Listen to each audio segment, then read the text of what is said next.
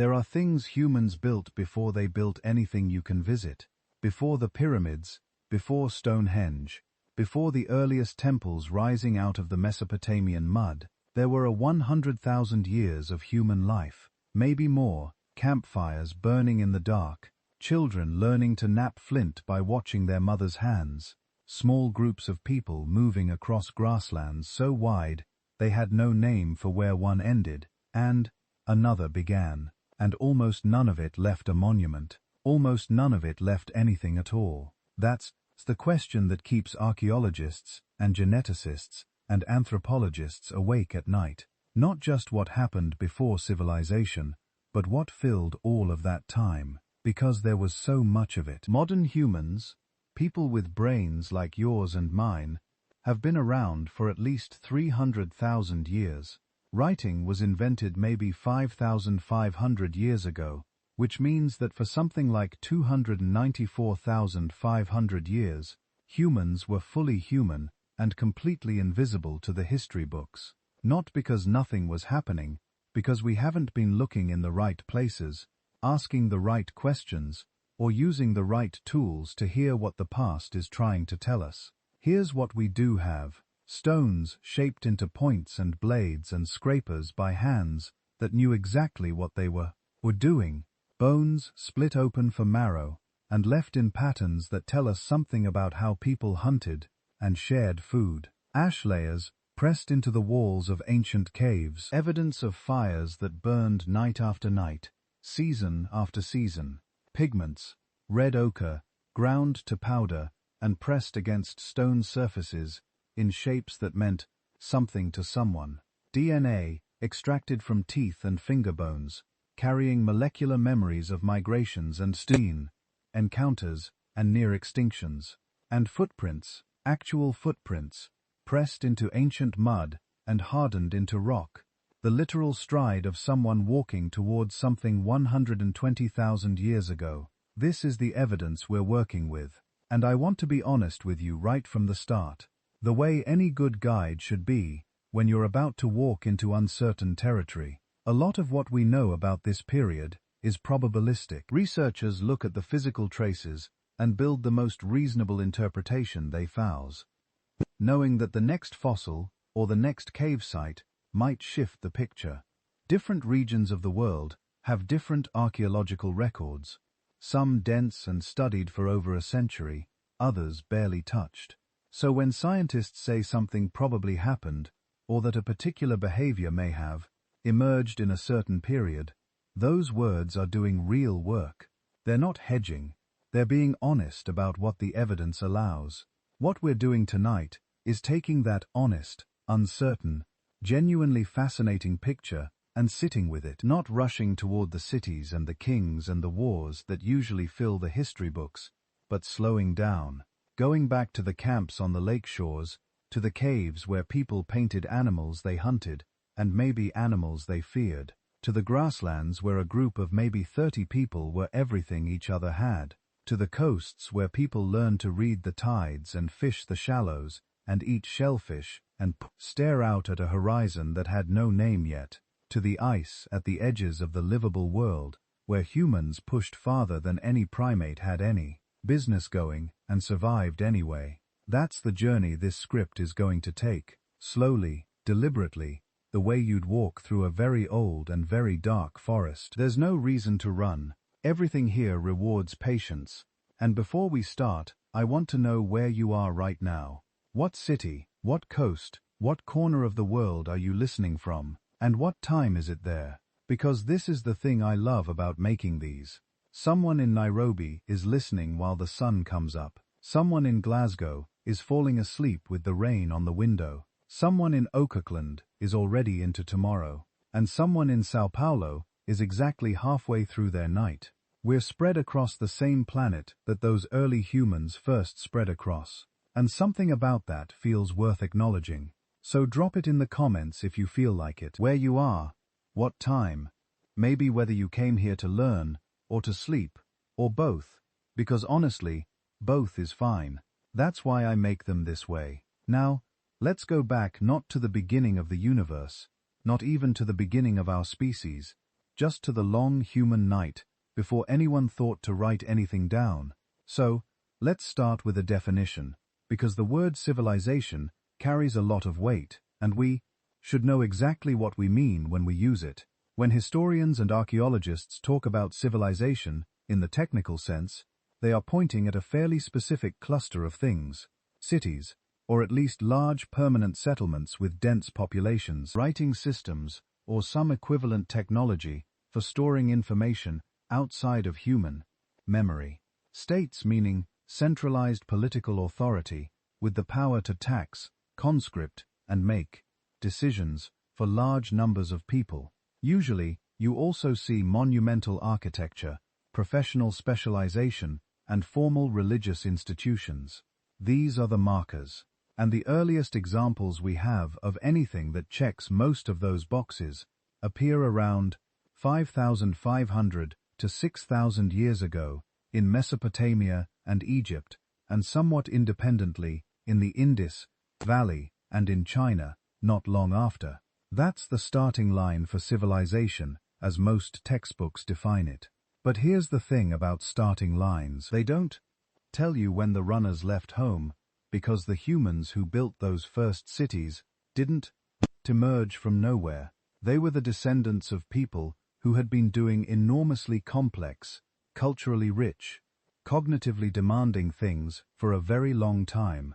Anatomically modern humans, people whose skeletons we would recognize immediately as our own kind, appear in the fossil record somewhere around 300,000 years ago in Africa. The oldest well-dated remains come from a site called Jebel Hood in Morocco, and behavioral evidence suggesting fully modern cognition, symbolic thinking, planning, and long-distance exchange starts showing up convincingly around 100,000 to 120,000 years ago, though some researchers push it earlier. So between those first flickers of behavioral modernity and the invention of writing, you have roughly 100,000 years of fully human life that has no written record and left no monuments, standing above ground. That's the missing part. Not missing because it didn't happen, missing because it didn't preserve the way stone temples do. Now, Homo sapiens weren't alone in this world, not for most of that period. When our ancestors were living in Africa, Eurasia was occupied by other humans, cognitively sophisticated, socially complex humans who had been there for hundreds of thousands of years. Neanderthals across Europe and Western Asia, Denis of across Central and Eastern Asia and into Southeast Asia, and at least one or two other archaic populations whose traces are still being sorted out from the genetic and fossil evidence. The world before 40,000 years ago was a world with multiple kinds of people in it, each with their own technologies, their own adaptations, their own ways of living. When modern humans finally spread out of Africa, they didn't walk into empty landscapes, they walked into someone else's story. So, how do we know any of this? That's the question that matters almost as much as the facts themselves. Because the way archaeologists reconstruct behavior from physical remains is genuinely remarkable and genuinely limited at the same time.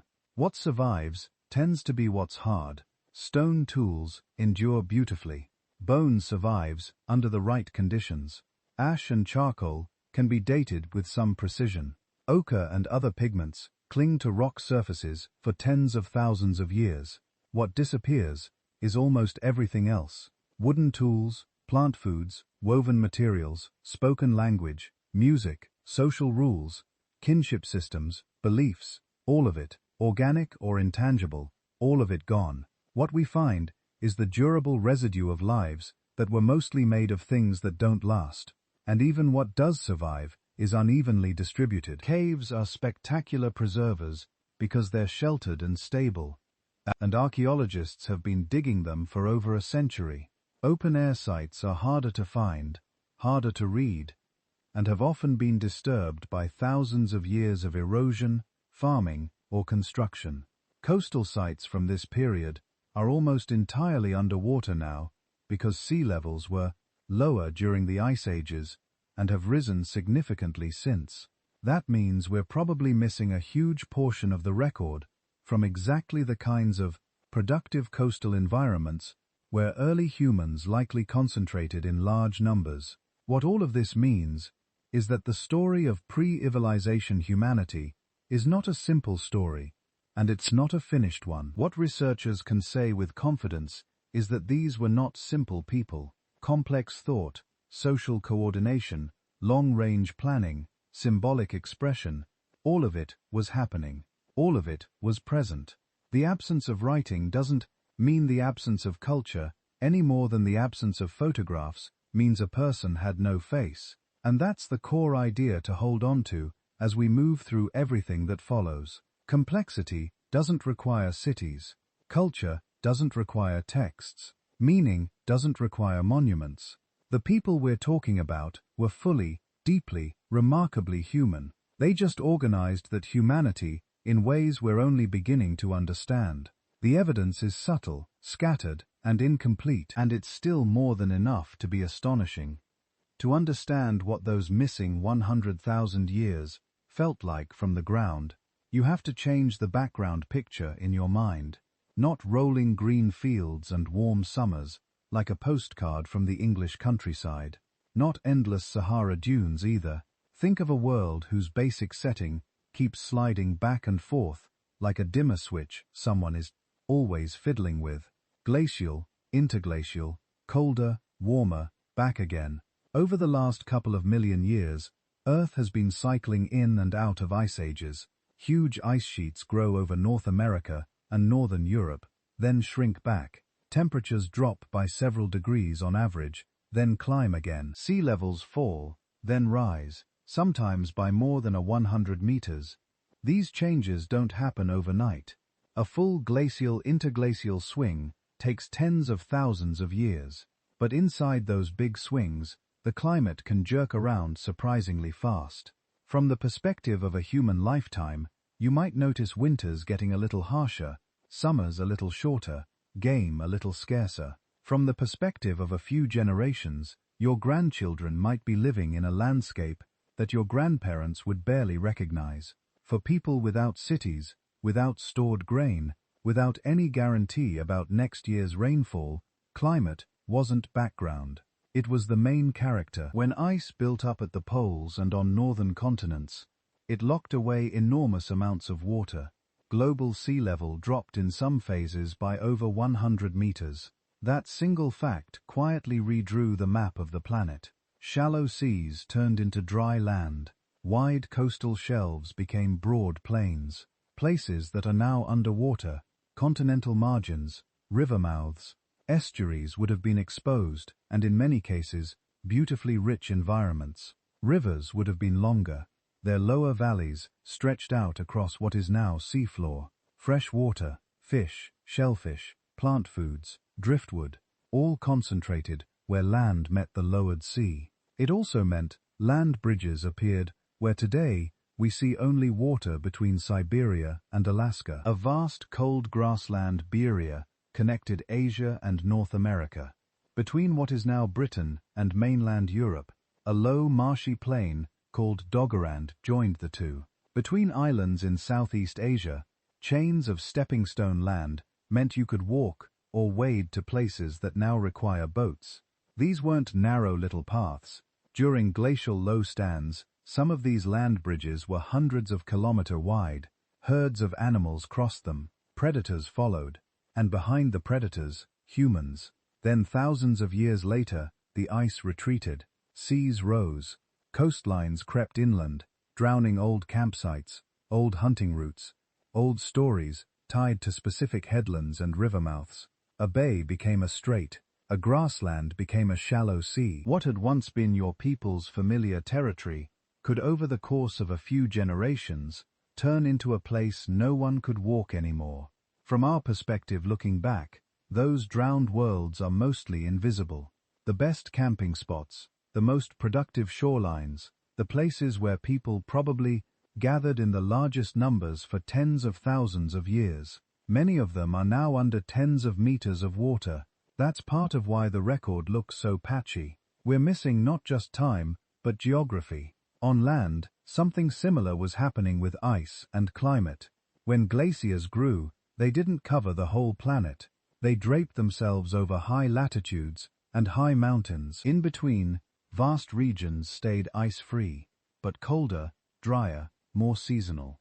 Forests in some areas retreated, replaced by steppe and open woodland. In other places, deserts expanded, cutting off routes that had once been passable. But even in the coldest phases, there were pockets where life remained relatively good.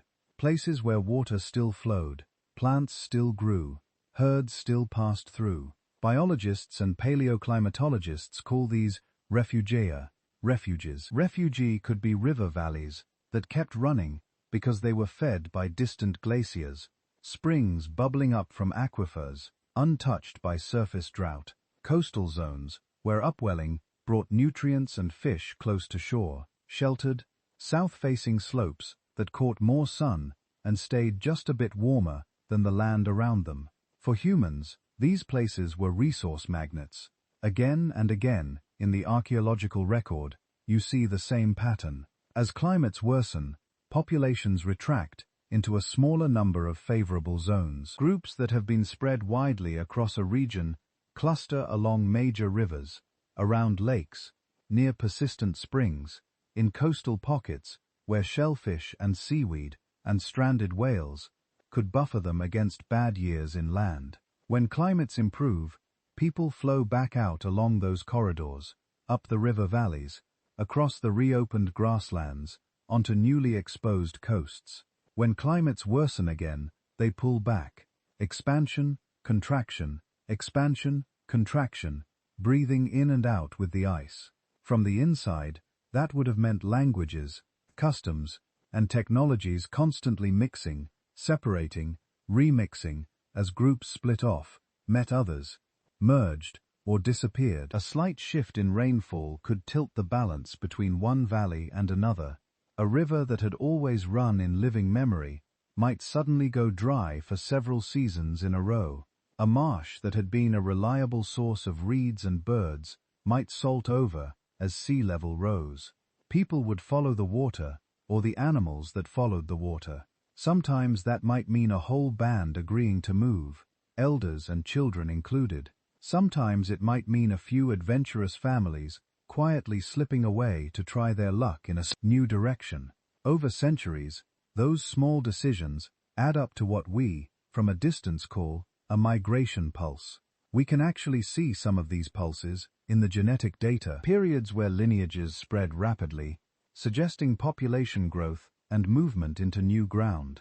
Periods where lineages seem to contract or fragment, suggesting bottlenecks and isolation.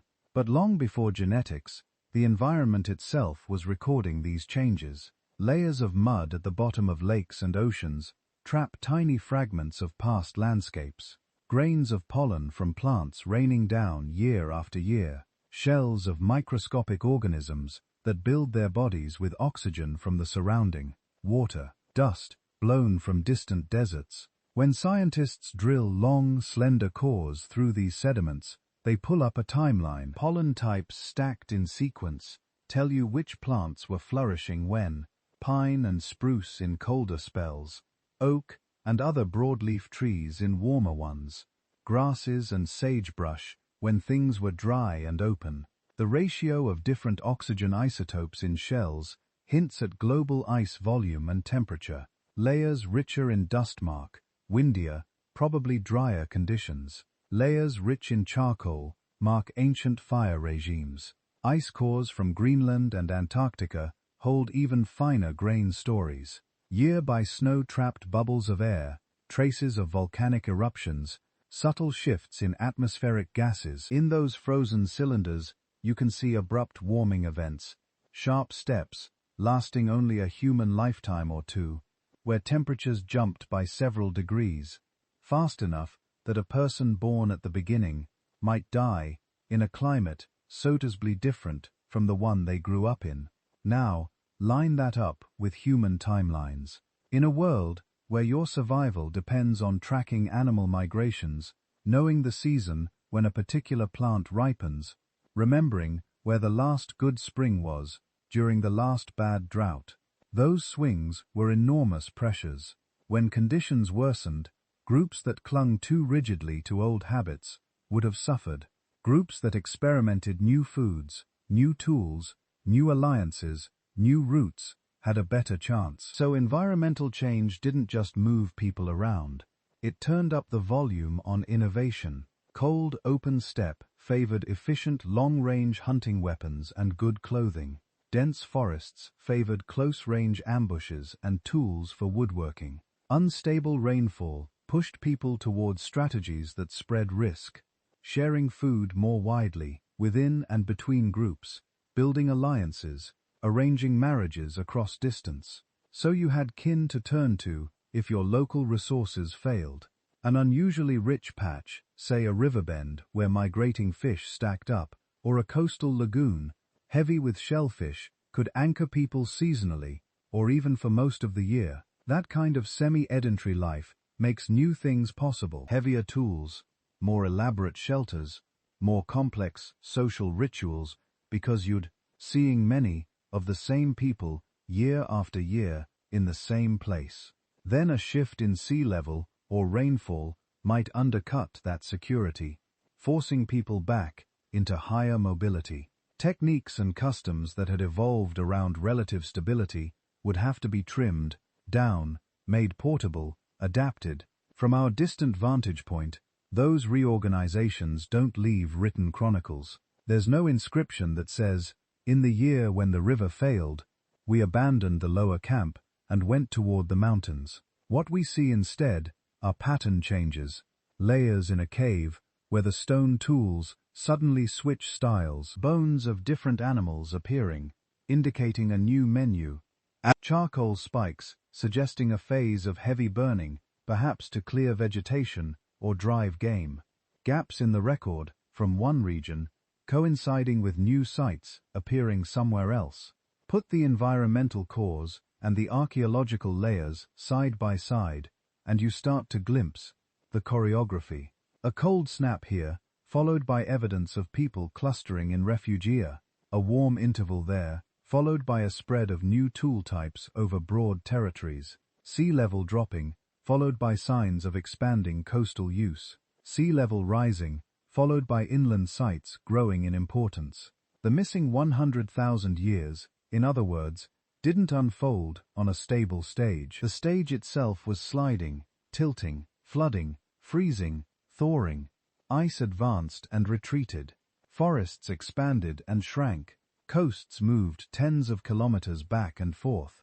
Humans responded not as passive victims, but as highly flexible strategists, sometimes moving, sometimes digging in, sometimes reinventing their tools and their social rules to fit new landscapes. And it's on that shifting, restless planet that we have to picture everything else in this story. Their families, their camps, their tools, their rituals.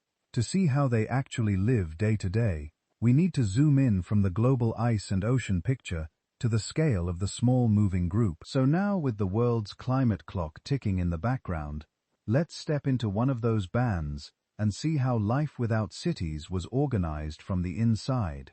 If you had walked into most human societies during those long tens of thousands of years, you wouldn't have found a village or a town or anything that felt like a tribe in the way we usually imagine it. You would have found a band, maybe 20 people, maybe 30 or 40 in a good season, a handful of elders, a cluster of adult men and women, a lot of children of different ages, a couple of teenagers trying very hard to act like adults, a few dogs in the later parts of the story. That was the basic unit of human life for an enormous stretch of time. But even 20 to 40 can mislead you if you picture a fixed membership like a sports team with a stable roster. These bands were more like constantly shifting circles. People married out, cousins married in, visitors stayed for a season and then drifted away with the next movement of animals or the next rumor of better land. Death took some, birth added others. Anthropologists sometimes call this fish and fusion dynamics. The band might split for a while when resources were thin, smaller foraging parties with fewer mouths to feed, covering more ground. Then, when conditions improved, you'd see the opposite. Bands coming together into larger gatherings. 50, 100, even a few hundred people camped along a river bend or a rich shoreline. Those aggregations weren't random swarms. They were reunions. Related bands that usually lived a few days' walk apart would plan to meet when a predictable resource peaked. A salmon run, a mass migration of hoofed animals, a seasonal fruiting of nuts or berries. People would arrive along well-known paths, greeted with recognition and old jokes. Marriages would be arranged, stories exchanged, disputes settled or quietly sidestepped. Tools, ornaments, raw materials would move from hand to hand. Then the abundance faded, and the big camp dissolved back into small moving nodes. From the outside that all looks loose and fluid, no walls, no police, no courts, no written laws. But inside those bands, and between them, there was an invisible scaffolding. Kinship, reciprocity, and shared rules. Kinship seems simple, who you're related to, but in small-scale societies, related can be much more flexible than just biological parents and siblings. People classify each other into categories: mothers, fathers, brothers, sisters, even when the genetics are distant or mixed. Somebody who helped raise you might be mother as much as the person who gave birth to you. A close friend of your father might be uncle, even if no one can quite remember the exact genealogical link. Those terms come with expectations. You owe respect to some categories, care to others, joking familiarity to others. Still, these expectations are a kind of unwritten law code, held in memory rather than on paper. They tell you who you can tease, who you can marry, who you can't even think about in that way. Overlaying over overlaying that kinship web is reciprocity, the long, slow circulation of favors and obligations in a band of 30 people. Nobody survives purely by their own effort. You might be a skilled hunter, but fall sick for a week. You might be nursing an infant and unable to spend long days ranging for food. You might simply have bad luck again and again, while someone else seems to have been kissed by the poor game spirits this season. The only way to make that tolerable is to spread risk. So when a large animal is killed, the meat is not quietly dragged away and cooked in private. It's portioned out. Different societies have different systems. Some share equally, some according to role, some according to household size, but the general pattern is wide distribution. Everyone knows who was responsible for the kill, but the glory is converted into generosity rather than hoarding. That kind of sharing isn't charity, it's insurance. You give when you have, partly because it feels right, partly because you know that in some future bad week, that flow will reverse. I carried your child when you were weak. You will help mine when I am old. Nobody needs to track every transaction in a notebook. Human memory, backed by constant conversation and gossip, is more than enough bookkeeping. Cooperation extended into child-rearing as well. In small bands, children were not isolated in nuclear families the way they often are in modern cities. A baby had a primary mother, but also a cluster of others: older siblings, grandmothers, aunts, sometimes unrelated women who held, fed, watched, soothed. Fathers took their turn. So did uncles, and even adolescents, learning by doing. Biologists call this cooperative breeding. For humans, it seems to have been a built-in feature. Our infants are unusually helpless and demanding. One or two adults alone would struggle to meet those needs while also gathering food. A network of carers makes it possible around the fire in the evening. Decisions were made much the same way. Should we move camp tomorrow? Is it worth trying for the herd we saw 2 days ago? Or has it already passed beyond our usual range? Do we risk sending a small party across the mountains, or wait one more season? In many bands, these choices weren't handed down by a permanent chief. They were argued, mulled, revisited. Elders with long memories spoke. Successful hunters spoke. Midwives who knew which valleys had medicines and which had malaria-bearing mosquitoes spoke. Leadership was often situational. The best tracker might lead the hunt, Because everyone trusted his reading of the ground. A woman with deep knowledge of local plants might have the final say when it came to where to camp, for access to water and food. A calm, respected elder might take charge when tension flared between families. When the situation changed, the leader changed with it. There were certainly bands, especially later in the Ice Age, and in particularly rich environments, where more formal hierarchy seems to appear, people buried with more goods, evidence of special status. But for much of the long pre-civilizational stretch, status was probably more like a cloud around individuals than a crown on their heads. It could thicken or thin, depending on recent behavior, generosity, and remembered reputation. None of this means life was a peaceful utopia. Humans are still humans. In small groups, conflicts are actually more dangerous in some ways, because you can't easily get away from the people you live with. There is no anonymous crowd to disappear into. If two men hate each other, or two women, or two families, that tension sits right there in the camp, day after day. We know from bones and from comparative studies of recent foraging peoples that interpersonal violence did happen. Fights over mates, over insults, over perceived unfairness in sharing. Homicide is not a modern invention, but there were strong pressures to keep things from spiraling. One common strategy was avoidance.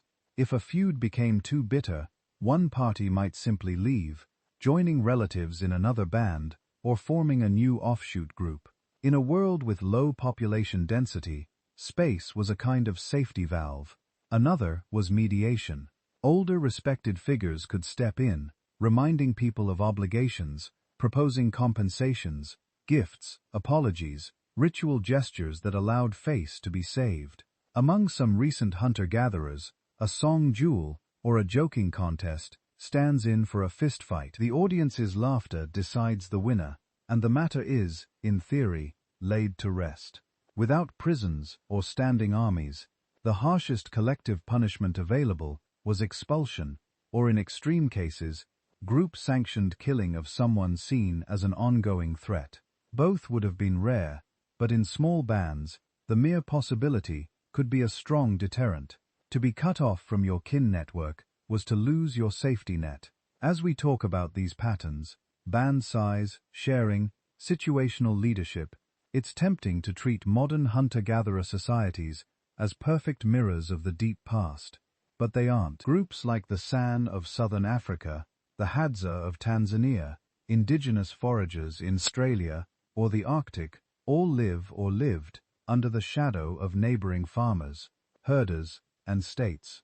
Their worlds have been shaped by contact, displacement, disease, and trade for centuries or millennia. Even so, careful ethnography does something invaluable. It shows that a human life can be organized in these small-scale, mobile, low-hierarchy ways, and still be rich in meaning, full of rules, full of politics, full of arguments and reconciliations.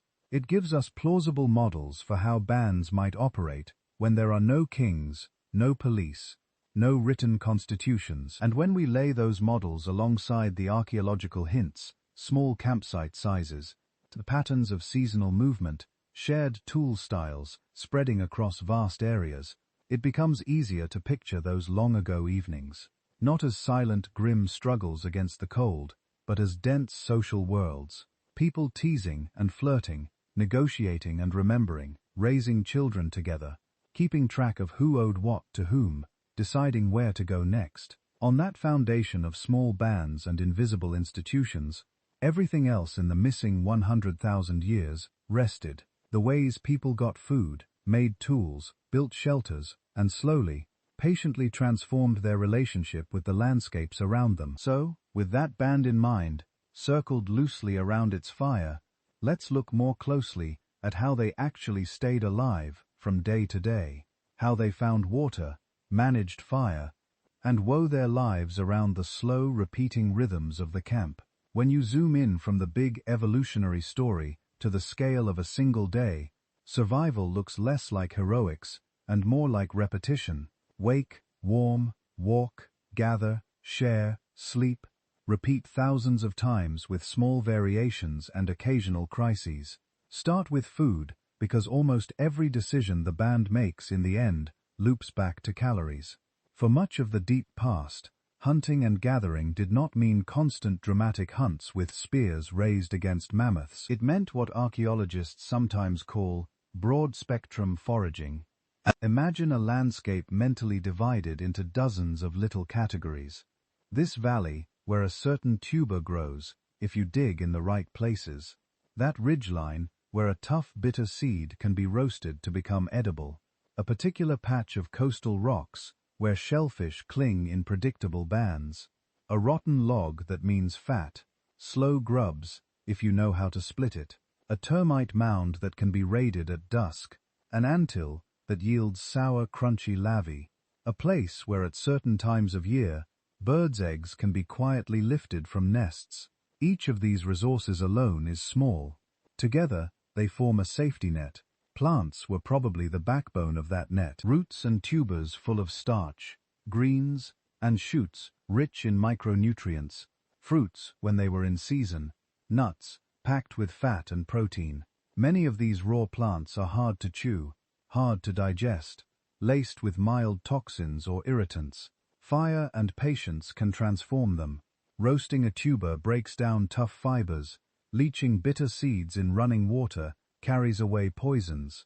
Pounding nuts or seeds with stone waters makes them easier for the gut to handle. Layered on top of that plant-based were animal foods, but here too, drama was the exception, not the rule. Opportunistic hunting and scavenging were likely constant threads. A hare flushed from cover, a trapped animal finished off with a club, a newborn antelope taken when the mother is distracted, a fish stunned in a shrinking pool at the end of the dry season.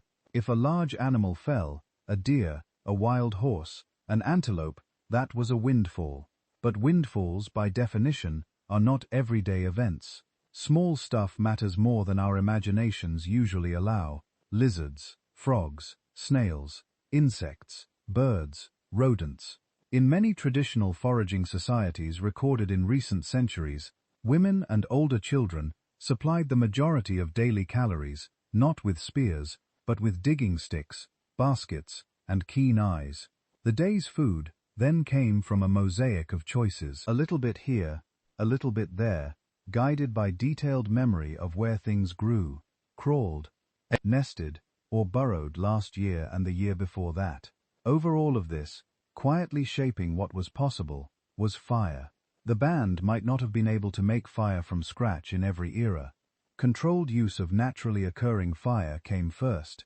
Deliberate ignition came later, but once a flame existed, keeping it alive was a priority. Coals were buried in ash to smolder through the night, carried from camp to camp, in bark containers or hollowed wood. A sudden rainstorm didn't just mean we'll be wet, it meant we could lose the fire. Fire turned marginal foods into staples by pre-digesting them outside the body. Cooking breaks down tough plant cell walls and denatures proteins. It means you get more energy out of the same mouthful, with less time spent chewing and less strain on the gut. Over evolutionary time, that extra energy can feed larger brains and longer childhoods. Over the course of a single evening, it means fewer hours gnawing and more hours talking. Fire also pushed back the night. Without artificial light, darkness comes quickly and thoroughly. The small halo of flame around the camp was warmth. Yes, but it was also a social space. People drifted in and out of that circle, eating, mending, gently arguing, telling stories, humming half-remembered songs. Children nodded off at the edges and were carried to sleeping places. Embers were stirred. Someone added more wood, not just to keep the temperature up, but to stretch out the day a little longer, to finish one more story. And then there is the simple fact of safety. In many ecosystems, large predators avoid open flame. A ring of firebrands placed around a sleeping area, the smell of smoke on hair and skins, the crackle and glow at the heart of the camp. All of this would have discouraged at least some nocturnal visitors. Not perfectly, not always, but enough to shift the odds night after night. If food and fire set the terms of the day, water set the map. A band did not wander randomly across the landscape. Movement was tightly coupled to known water sources, permanent springs, reliable rivers, seepage spots where water could be dug from the sand, seasonal pools that only existed after certain rains. Water knowledge was not abstract geography, it was embodied memory. An elder might know that in late dry season, a particular bend of a river becomes brackish and unsafe, but 2 days walk upriver, a side ream still runs clear. Someone else knows where a hidden spring can be reached only by a steep scramble, and that the path is lethal in heavy rain. A midwife remembers which pools became mosquito-ridden at a certain time of year, and quietly urges a move before fevers start. Travel plans wrapped themselves around that watery skeleton. A day's march had to be plotted, so that children, nursing, mothers, elders, and dogs could all make it to the next drink. In some environments, water had to be carried, gourds, skins, woven containers lined with pitch or resins. In others, people moved like migrating animals, chaining their route from source to source. When water was scarce, choices narrowed, camp shrank, fissioned, foraging radii widened, meaning more time away from the security of the hearth, more walking to convert into the simple act of drinking. Against that background of constraints, humans did something subtle but profound. They began to shift some of their food and water security from hope, it's there tomorrow, to make sure it is. This is where storage comes in. Not barns or granaries yet, but smaller furtive steps.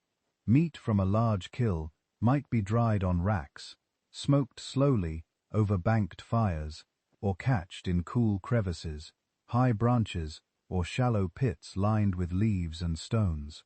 Fat could be rendered and stored in skins or bladders.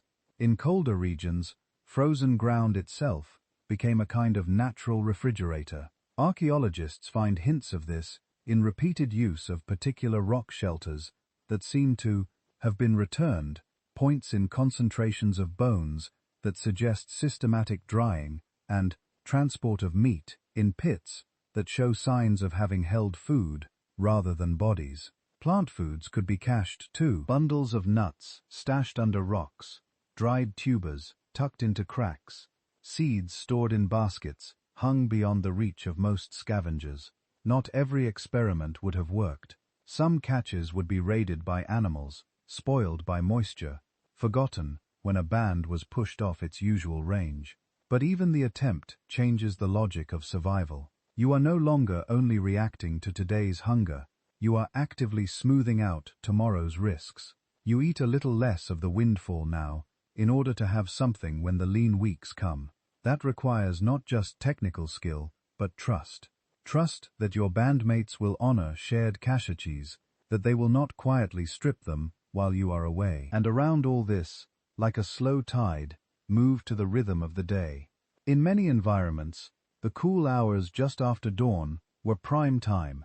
People rose from sleep that had not been a single unbroken stretch, but a patchwork, dozing, waking, tending the fire, nursing a baby drifting off again. Light grew, embers were coaxed back into flame. A small morning meal, leftovers, quickly roasted bits, something easy. Then parties formed and dispersed. Some headed out with digging sticks and baskets. Some tracked sign from the day before, following faint hoofprints, distant calls. Some stayed close, older people, small children, those recovering from illness, those working on tools or clothing. Midday heat brought a pause where it was intense, a retreat to shade, a chance to nap. In cooler climates, the work continued, but slowly, always with an eye on the sun's arc and the distance back to camp. By late afternoon, people were drifting home, loads on their backs, stories on their tongues about what they'd seen. A new track, a changing waterhole, a clump of plants almost ready to harvest. Success meant richer stews, more laughter. Failure meant quiet recalculations. Tomorrow, we range farther. Tomorrow, we try the other valley. As darkness fell and the fire brightened, the band's scattered efforts reconverged into shared time. Food was cooked, parceled out, eaten. Children were shushed and then allowed to run wild in the half-light, then finally pulled in and settled. Arguments from the day either fled briefly around the flames or were smoothed over with a joke and a gesture of meat offered. Eventually, one by one, people lay down, some close to the fire, some a little further out. There was no strict bedtime, no synchronized lights out, just a gradual quieting, punctuated by low voices, the crack of a settling log, the shift of a sleeping dog, the occasional startle of someone half waking to tend the coals. In that ebb and flow, searching and returning, eating and resting, watching and dozing, our species spent untold nights. No cities, no clocks, just food, fire, water, and the shared awareness that tomorrow the pattern would repeat with small variations, new risks, and new chances. Within that seemingly simple rhythm, something else was happening. The slow, cumulative refinement of tools. Each day's foraging and cooking and caching depended on shaped stones, carved wood, worked bone.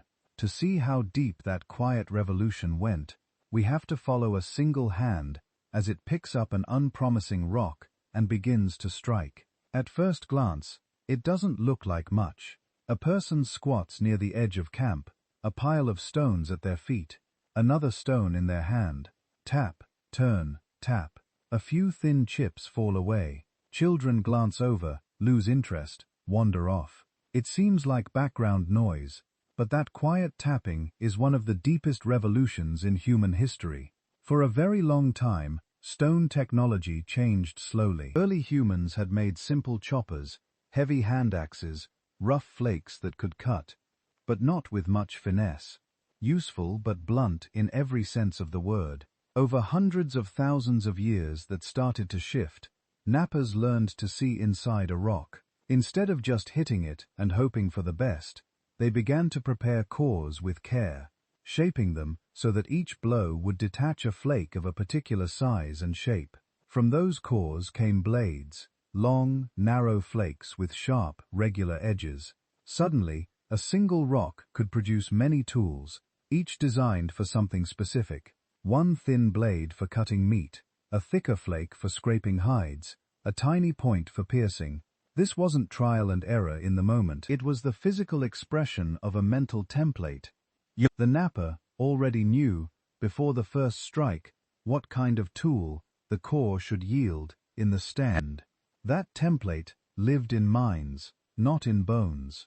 Different regions developed their own traditions. One valley favored leaf-shaped spear points with delicate retouch. Another produced squat scrapers with steep edges.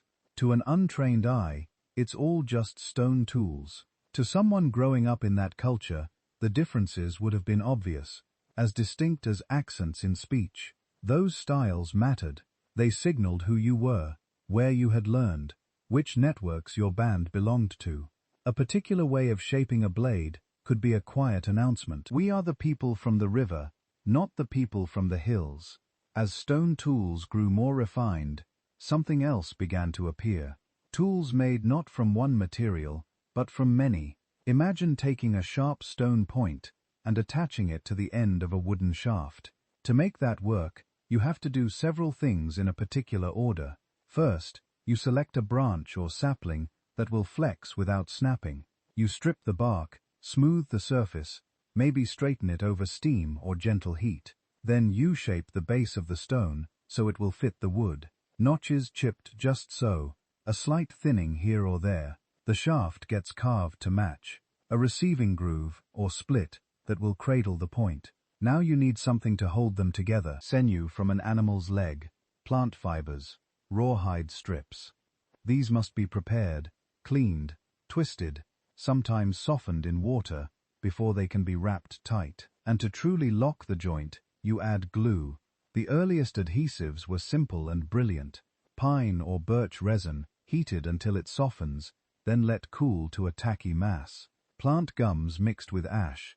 In some cases, combinations of minerals and organics that behave differently at different temperatures. This is chemistry discovered through long observation, learning that if you overheat resin, it becomes brittle. If you mix in a little powdered charcoal, it gains strength. If you warm it just enough when it starts to crack, you can reform the joint. The finished product, a hafted spear, a knife with a handle, a scraper bound into a wooden grip, looks ordinary to us, but hidden inside it is a chain of link steps, each depending on the success of the last.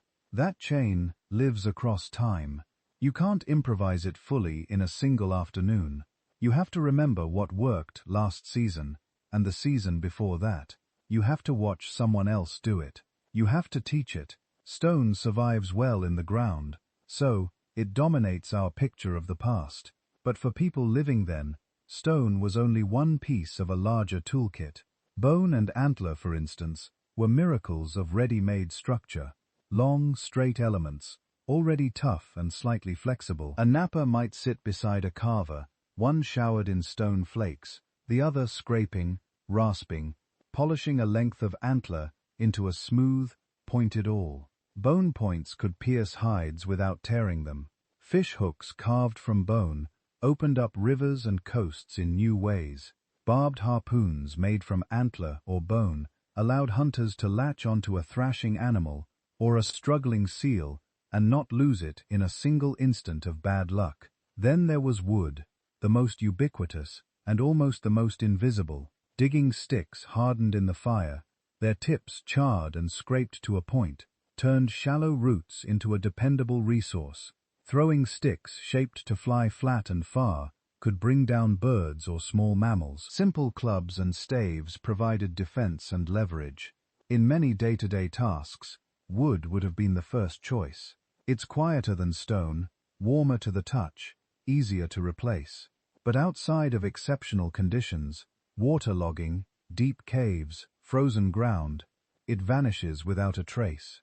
We only glimpse it indirectly in the wear patterns on stone, in the polish inside a bone socket that once held a wooden shaft. All of these tools lived in motion. A spear point wasn't used once and discarded. It was resharpened, its edge restored again and again, slowly shrinking with each repair. A broken blade could be recycled into a smaller knife, then a drill, then perhaps a tiny scraper for fine work. People carried personal toolkits the way many of us carry bags or pockets today. A small, curated selection of things that could solve many problems. A few cores that could be refreshed into new flakes. A prized blade wrapped in leather. A bit of resin protected in a lump of bark. A bone needle threaded through a strip of hide. Mobility made this culture of maintenance essential. If your band might move tomorrow, you couldn't count on heavy fixed installations. You needed objects that could be mended in the field, reshaped on the move, endlessly repurposed. This constant repair work did something to human attention. It trained people to see potential in fragments, to think ahead. If you ruin this core now, you won't have it when you really need it 2 days from now, on the far side of a dry stretch with no good stone. Behind all of this stands a quiet but immense structure, teaching standardized tool traditions, stretching over hundreds of miles, don't appear because each person reinvented the technique from scratch. They appear because knowledge flowed across families, across bands, across generations. An experienced napper might let a child sit close, handing them the discarded flakes to play with, correcting their grip long before they were trusted with a real core. A teenager might spend long seasons watching, then trying, then failing, gradually internalizing how hard to strike, at what angle, how to read the hidden fractures in the stone. This is apprenticeship in its most ancient form. No written manuals, no diagrams, just repeated demonstration and guided practice. And just as stone styles could signal identity, so could the ways those skills were taught. A particular twist in a binding, a favored glue recipe, a characteristic notch on a spear point. All of these marked not just a tool, but a lineage of teachers and students. If you picked up a stranger's knife at a meeting between bands, you might recognize the technique. Ah, this comes from the people beyond the ridge. Their cousins passed through last spring. They're good hunters. They know where the herds move. In that way, Tools became more than objects. They were tokens of connection. A blade, traded from hand to hand, could carry news of distant places. An admired spear point might inspire imitation, spreading a new design along the same routes that carried stories and mates. The quiet tapping at the edge of camp, then, was never just about making a sharp edge. It was about weaving together memory, skill, chemistry, identity, and trust. Before there were cities, before there were plows or palaces, there were hands, striking stone, binding points to wood, carving bone. In that modest, repetitive work, our ancestors were slowly rewiring the world, and with better tools, new possibilities for comfort and protection opened up. Once you can reliably cut, scrape, and pierce, you can do more than kill an animal. You can turn its skin into shelter and clothing, and build small pockets of warmth against an often hostile climate. On a mild night, it's easy to forget how dangerous air can be. Not the air itself, but its temperature, its movement. A still evening, with no wind, no rain, and a clear sky, is pleasant for us. For most of our species' history, a night like that without protection could be deadly. Skin alone is not enough to live through Ice Age winters, high mountain winds, or long rains that soak everything you own. Our ancestors did not simply tough it out, any more than a polar bear survives by ignoring the cold. They did something far more interesting. They built little pockets of climate around their bodies and their camps. Clothing is one of the most important of those pockets, and also one of the most invisible in the archaeological record. Stone survives. Bone can survive. Leather, fur, woven plant fibers, those tend to rot away. In a handful of extraordinary sites, in dry caves and frozen ground, we get hints. Fragments of twisted cord, traces of fur, impressions of textiles on clay. But compared with the oceans of stone tools, it's almost nothing. And yet without clothing, those stone tools couldn't have carried people very far into Ice Age Europe, Siberia, or high-altitude plateaus.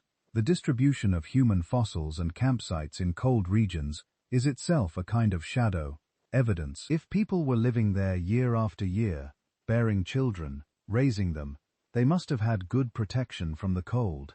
You can't raise a baby in a blizzard with bare skin.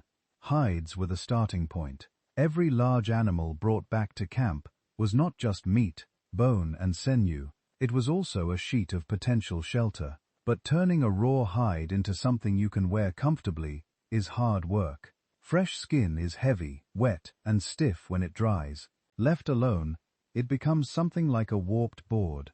To make it supple, people scraped away the flesh and fat with stone scrapers, then worked the hide over and over, stretching, twisting, sometimes rubbing in animal brains or oils. Smoke from a smoldering fire could finish the process, helping to preserve the leather and make it more resistant to water. This was not a quick afternoon task. It was a multi-day project, often done in stages, repeated throughout the year. Out of that labor came cloaks, wraps, and eventually sewn garments that wrapped closely around the body, trapping warm air. Sewing itself was quiet, but revolutionary. Early on, people probably used awls, pointed bone tools to poke holes, and then threaded sineschwe or plant fiber through by hand. Later, in some regions, we find something astonishing. Eyed needles carved from bone or ivory. A needle that can carry thread through a tiny hole allows finer stitching, tighter seams, and more complex shapes. You can make sleeves that fit at the wrist, hoods that hug the face, leggings that seal around the ankle. You can quilt padding between layers, build multiple skins into one garment, and repair small tears before they become catastrophic failures in a storm. These needles don't show up in the record until tens of thousands of years ago, and mostly in colder regions, which makes sense. In mild climates, you can get by with wraps and loose folds. In a blizzard, the difference between a crude cloak and a fitted layered outfit is the difference between walking and freezing. Insulation wasn't just about fur, either. People learned how to trap air between layers of hide, in bundles of plant fibers, in padded boots, or moccasins filled with dry grass. They were, whether they thought of it this way or not, mastering the physics of heat loss. Every piece of clothing added a thin, portable layer of microclimate. A person, wrapped properly in winter gear, carried a small, warm habitat around with them. The same thinking extended beyond the body to the way they built shelters. At the simplest end, there are windbreaks, a line of brush piled against the prevailing wind, a low wall of stones, a screen of branches leaning against each other. These structures don't look impressive in a reconstruction, but step behind one on a cold, gusty day, and the difference is immediate. Wind steals heat from skin far faster than still air. Cut the wind, and you've already built a better world.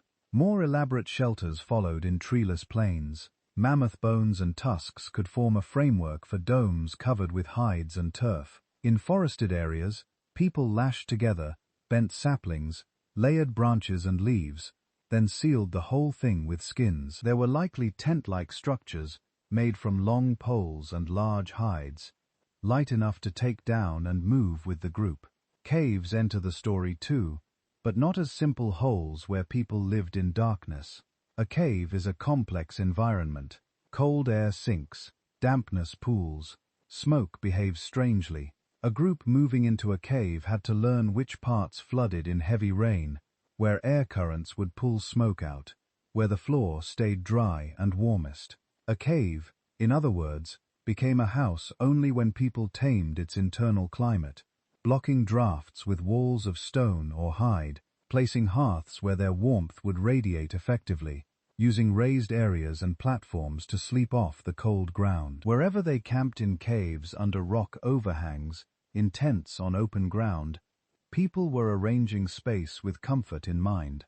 Archaeologists sometimes find traces of this in the distribution of artifacts and ash hearths, clustered in particular areas with zones of tool-making nearby, patches of preserved plant remains that look like they were once bedding, layers of grass, leaves, or rushes laid down, sometimes with insect-repelling species mixed in. Sleeping directly on earth pulls warmth out of the body. A simple layer of dry material interrupts the flow, traps air, and suddenly the same fire feels twice as effective. Add furs or skins on top, and you've created a bed. The layout around the fire mattered too. A central hearth, with sleeping areas fanning out around it, maybe with older people or infants closest to the heat. Work zones where sparks and smoke wouldn't interfere. Storage spots where food and tools could be kept dry and accessible. Night after night, these arrangements trained people to think spatially about comfort, where to put warmth, where to put sleeping bodies, where to keep smoke away from lungs and eyes. For highly mobile groups, comfort couldn't all be fixed in place. It had to move with them. That's where bags, slings, and containers come in. We rarely find the bags themselves, but we do find the things that went in them. Carefully curated toolkits, and sometimes the objects that formed their structure, net weights, bone rings, small carved toggles used to fasten straps. In waterlogged or frozen sites, fragments of woven plant fiber or twisted cords hint at nets carrying straps, maybe even simple backpacks. Soft leather bags could hold food, embers nested in ash to carry fire from camp to camp, precious lumps of resin, the bone needle that kept your clothes together, rigid containers, hollowed gourds, carved wood, sections of horn could protect water, fat, or delicate tools. For a mother walking with an infant, a sling or wrap meant the difference between putting a baby down in the dirt or keeping it close, warm, and safe, while still having hands free. For an old teacher, a bag of tools meant knowledge that could travel, ready to be unpacked in the next camp. Taken together, these technologies of comfort did more than make life pleasant. They reshaped survival itself. Good clothing and shelter reduce the energy the body spends just staying warm or cool. That means more calories available for growth, for healing, for pregnancy, and lactation. Babies kept warm at night are more likely to live. Adults who sleep well and stay dry resist infection better, think more clearly, and can hunt or gather more effectively. Over many generations, small improvements in warmth and rest add up to something large. More surviving children, more elders who remember old roots and stories, more spare time in the evenings and winters when people are not just shivering in the dark, but awake, talking, making things. That spare time is where we start to see other human activities blossom. Careful tool-making, intricate ornaments, the first experiments with pigments and decoration, the long conversations that turn into stories and rituals. A well-insulated camp doesn't just shield bodies, it shelters culture, clothing, bedding, tents, caves shaped into homes, bags holding a tiny traveling world of tools and memories. All of these are ways our ancestors bent harsh environments to human needs. They built microclimates in which not only bodies could survive, but minds could wander. And once people could reliably carry their comfort with them, they could also carry it farther. The same furs, tents, and ember-filled containers that made a winter valley livable also made the next valley, and the one beyond it, possible.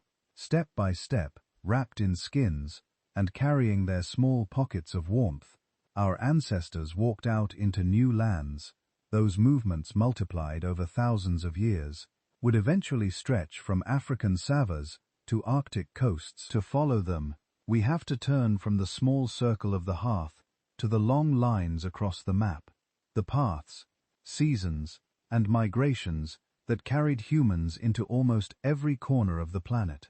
Once people could pack up warmth, shelter, and fire, and carry them, the world stopped being a set of fixed traps and refuges. It became a map, not a paper map, of course, a mental one. Lines of remembered rivers, gaps in the mountains, a certain bend of coastline where the fish always seemed to run, a lonely hill that rose above the mist and could be seen from days away. These became the coordinates your ancestors used to move through landscapes no one had ever written down. When we talk about humans leaving Africa, it's easy to picture one heroic march, a single band striding out of the cradle of humanity and fanning across the world. The reality was slower, messier, and stranger. For hundreds of thousands of years, human populations expanded and contracted, moved and retreated in pulses that matched the slow heartbeat of the Ice Age climate. When conditions in a region improved, more rain, more grass, more animals, people pushed out, exploring new valleys and coasts. When the climate swung back to cold or drought, some of those advances collapsed. Groups split, merged, or vanished. Others fell back toward the old refuges. Out of Africa wasn't a door that closed behind them. It was a threshold crossed again and again. The big dispersal that ultimately leads to you sitting here now seems to have begun around 60 to 70,000 years ago, when one branch of African Homo sapiens moved into what is now the Arabian Peninsula.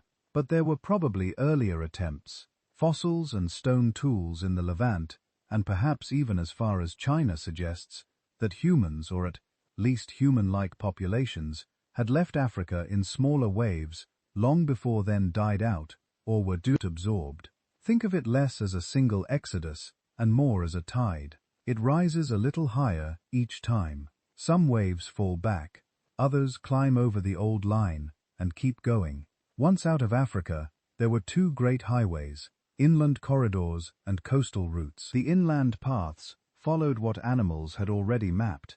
Herds seek water and grazing, and people followed them up river valleys, across open steppe, through passes in mountain ranges. The great rivers of the Old World, the Nile, the Tigris, and Euphrates, the Indus, weren't just sources of water. They were living, moving guides. If you keep a river on one side, you can't get too lost. Archaeological sites far from coasts, with sequences of tools and camps that stretch over tens of thousands of years, show these inland expansions. People pushed into the Levant, then deeper into Eurasia, eventually reaching Europe and Central Asia. Each step wasn't a grand march, but a group shifting camp to a slightly better valley, a slightly richer hunting ground, a little further into what had once been blank space on their internal map. At the same time, another set of groups may have hugged the coasts. Shallow shorelines are rich: shellfish, fish in tidal pools, seabirds, edible seaweeds, driftwood for fires. For mobile foragers, a coastline is almost a conveyor belt of resources.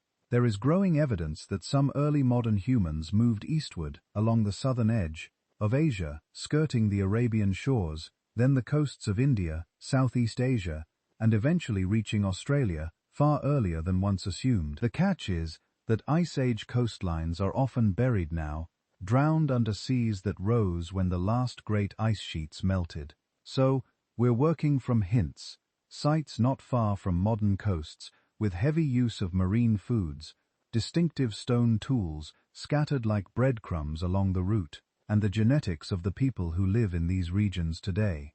Coastal and inland routes weren't mutually exclusive. They braided and rejoined. A group that had followed rivers might hit an estuary and discover the sea. A coastal band might move inland along a fertile valley, then returned to the shoreline generations later. Over deep time, humans treated continents less like rigid barriers and more like tapestries of paths. To move in these ways, they navigated with more than just their feet.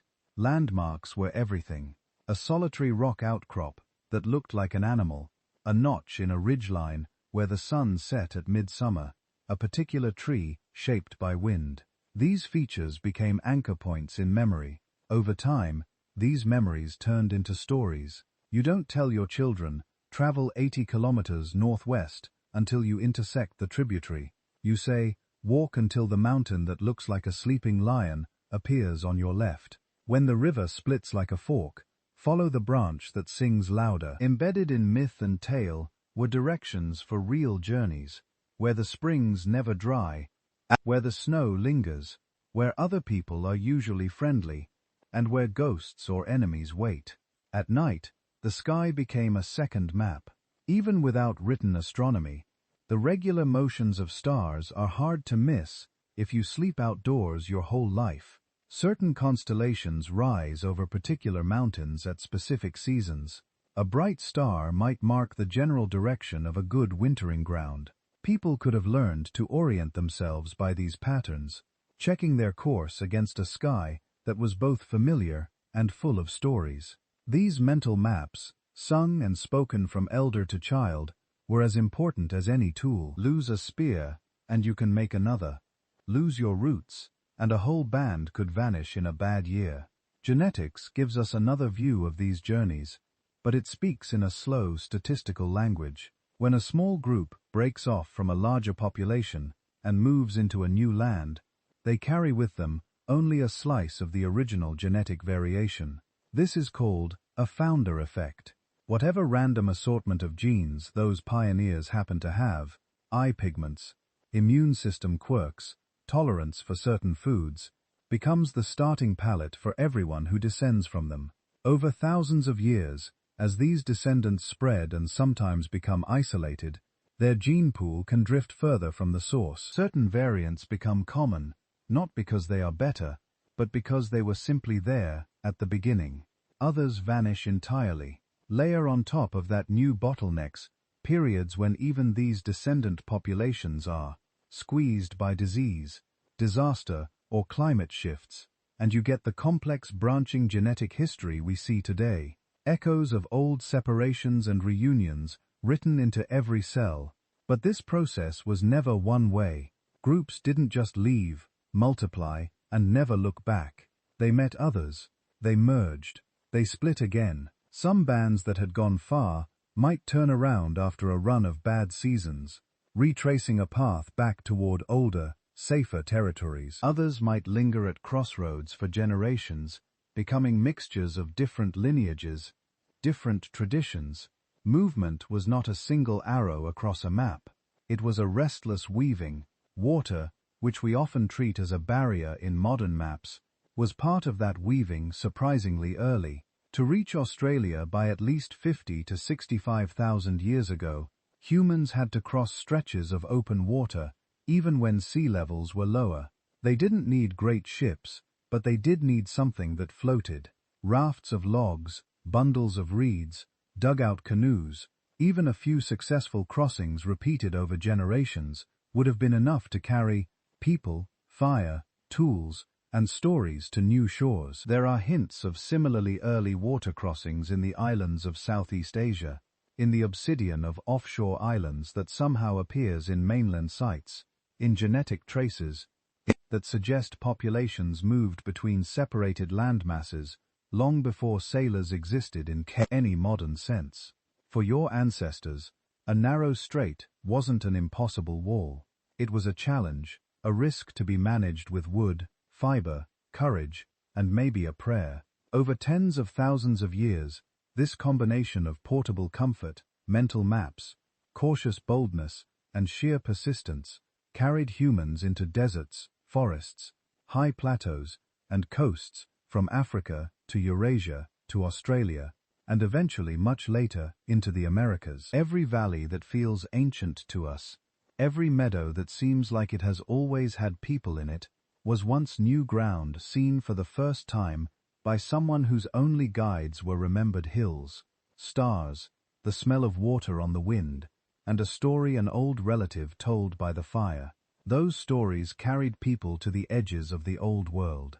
At those edges, they began to meet others, humans, who had taken different paths through the same long night. Neanderthals, Denisovans, and perhaps still other cousins already at home in places our ancestors were only just learning to read. When your ancestors finally stepped into these new lands, they were not walking into emptiness. They were walking into neighborhoods that already had residents. Those neighbors were not animals in the usual sense.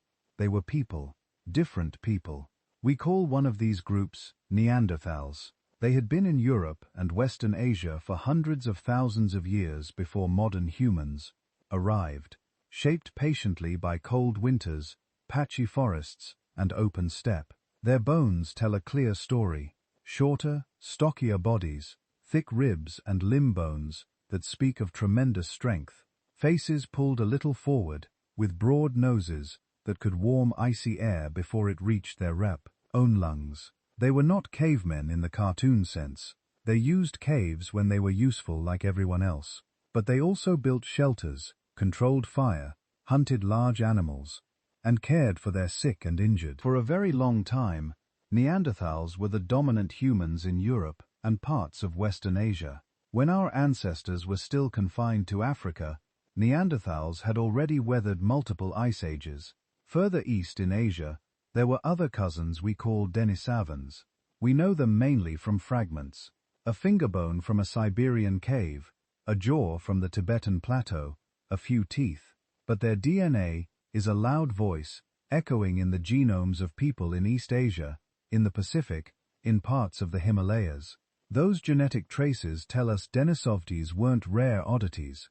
They were a widespread, successful human population, comfortable in environments ranging from tropical islands to high mountain plateaus. So when modern humans spread out of Africa and along the coasts and river corridors, they were entering a world already partitioned in a loose way between these cousins. Europe and Western Asia, largely Neanderthal country, Eastern Asia and island Southeast Asia, Denisovan territories with fuzzy shifting borders.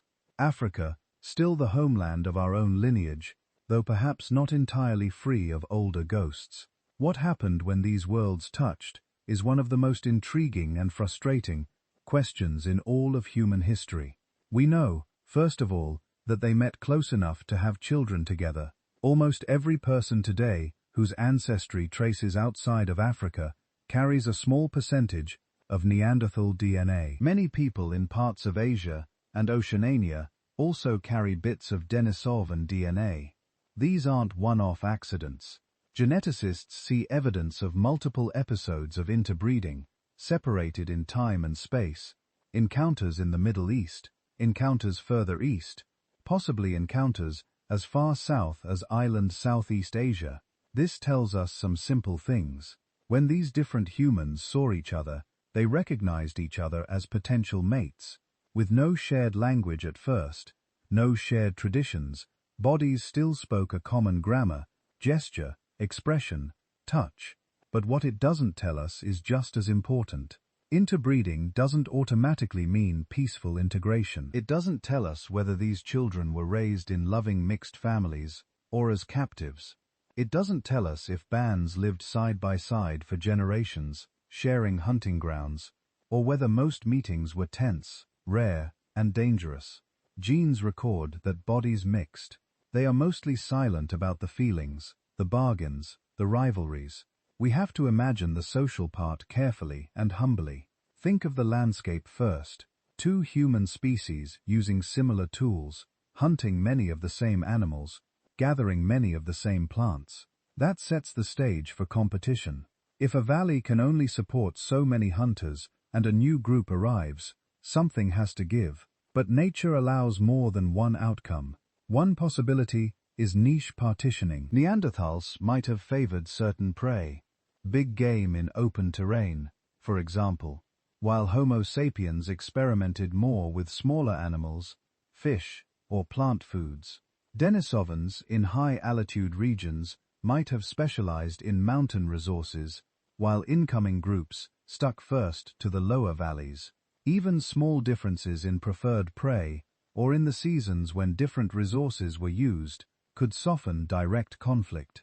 Another possibility is a patchwork of coexistence and exclusion, a river valley held by Neanderthals for centuries, surrounded by hills where modern humans begin to appear. A coastline used by one species in winter, another in summer. Trade and cautious visits along the edges, perhaps with boundaries policed by custom and memory. Sometimes that balance probably broke down. Evidence of injuries on Neanderthal skeletons hints at close-quarters violence, though we can't always tell whether that was from hunting dangerous animals or fighting other humans. Your ancestors were capable of both hospitality and brutality, just as we are now. Underneath all this lies an old debate. Were we modern humans somehow mentally different from our cousins, smarter, more symbolic, better at language? For a long time, the story was told in simple terms.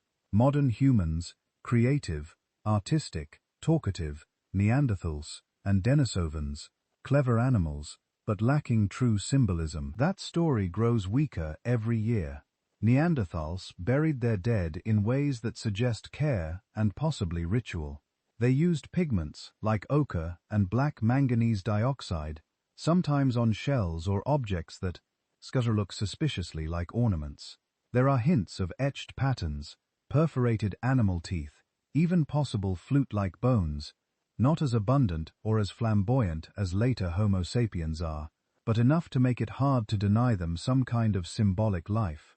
From Denisovans, the archaeological picture is even thinner, but their genetic legacy includes sophisticated adaptations, genes that help with high-altitude life, processing low oxygen efficiently, genes that seem linked to immunity, perhaps shaped by long battles with local diseases. These speak to deep knowledge of their environments, even if we don't yet have their art on cave walls. So any simple hierarchy, us above, them below, doesn't really hold up. There were differences, yes, but also shared capacities. Maybe the real distinction wasn't whether they could think symbolically, scarjus, but how their societies were organized around that thinking. Modern human bands seem to have built especially dense networks of exchange and alliance, passing ideas rapidly across long distances. Once that kind of network exists, small advantages in communication or memory can snowball into rapid cultural change. And this is where knowledge transfer comes in. When a modern human band wandered into a Neanderthal-inhabited valley, they weren't just meeting new competitors. They were meeting people who already knew that land intimately, where the waterholes lasted longest in drought years, which cliffs sheltered nesting birds, where the herds tended to cross the river. It would have been foolish not to learn from that. Some techniques may have moved from one species to another, specific ways of working stone, particular hunting strategies, perhaps even methods of preserving meat or treating injuries. It's entirely possible that some modern human tricks were borrowed from Neanderthals or Denisovans and vice versa, then carried far away from their place of origin. When geneticists find that a Denisovan-derived gene helps modern Tibetans live at altitude, that's one kind of borrowed knowledge, written in DNA.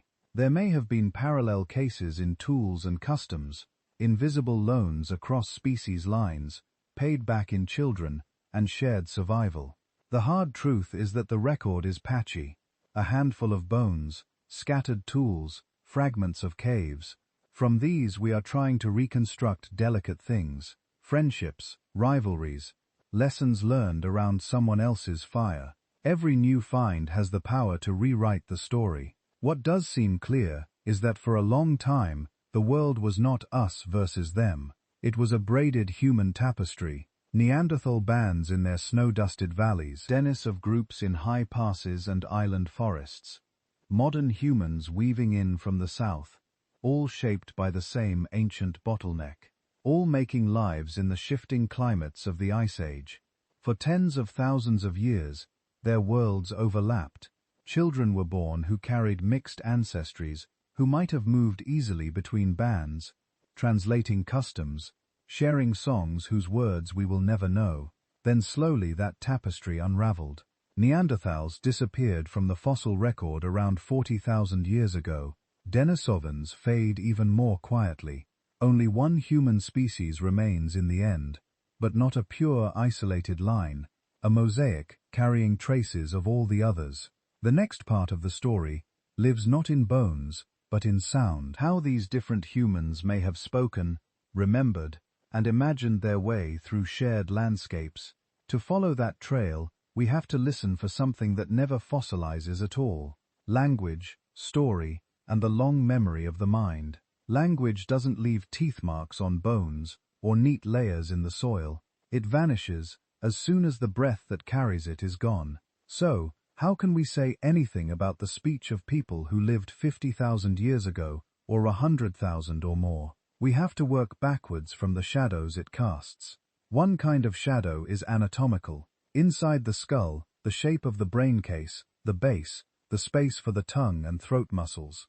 In the neck, the hyoid bone that helps support the tongue. Neanderthals had a modern-looking hyoid, a modern-looking ear, tuned to the same frequencies we use in speech and brain regions, similar in size and layout to ours. The same is true for early Homo sapiens fossils, going back well beyond 100,000 years. Another shadow is genetic. There are genes that influence how our brains develop, how we control our mouths and tongues.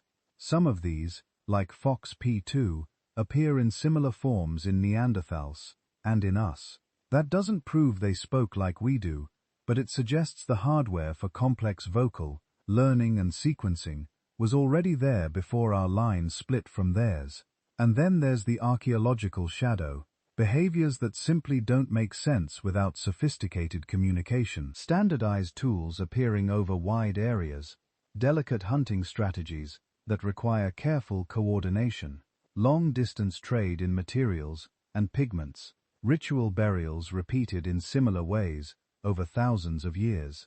You don't get that kind of patterned cumulative culture if every generation is starting from scratch, or if people can only grunt and point.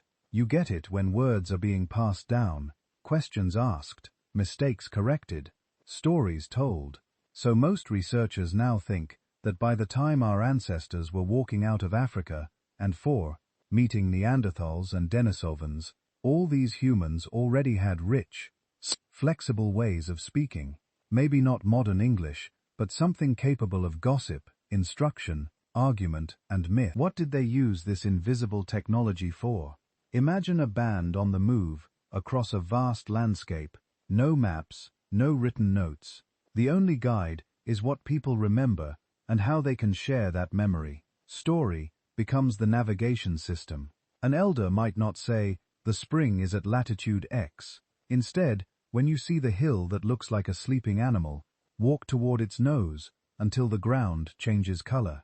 Dig where the soil turns red and the water will find your hands. A child hears that story 100 times before ever making the journey. When they finally walk that path as an adult, the landscape feels already known, wrapped in narrative. Law, too, can be a story. There is no written code, no police. Rules live in tales of what happened the last time someone broke them.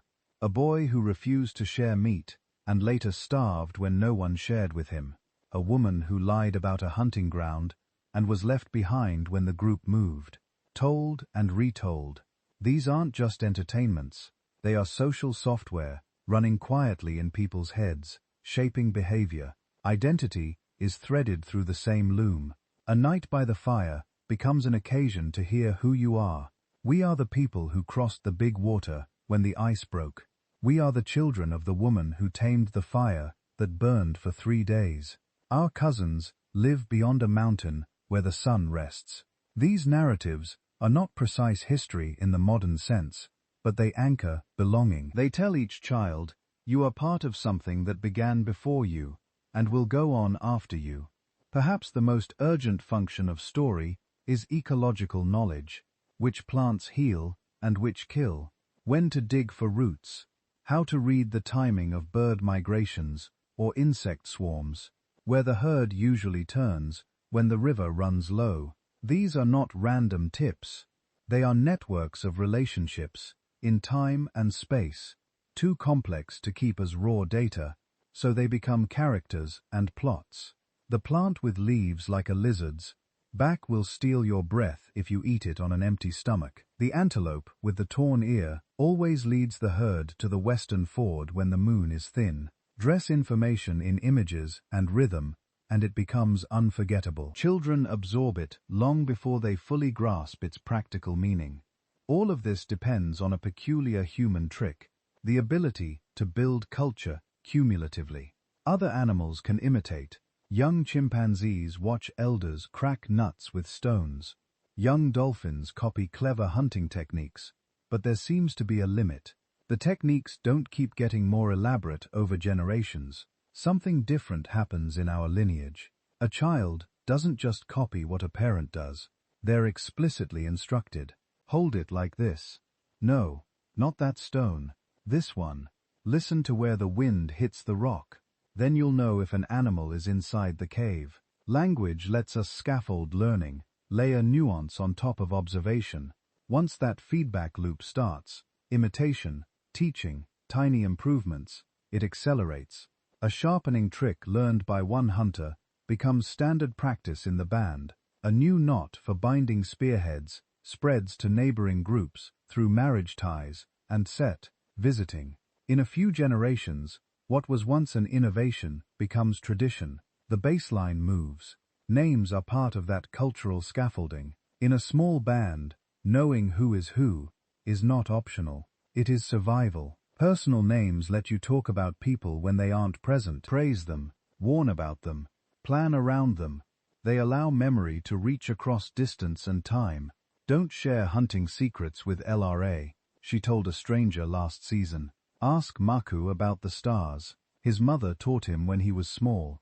Kin terms go even deeper. Words like mother, mother's brother, father's sister's child may sound fussy, but they encode rules about obligation, alliance, and marriage. In many small-scale societies studied in recent centuries, these terms tell you instantly who you can joke with, who you must avoid, who you might someday marry. They are a built-in social map that every child carries in their head.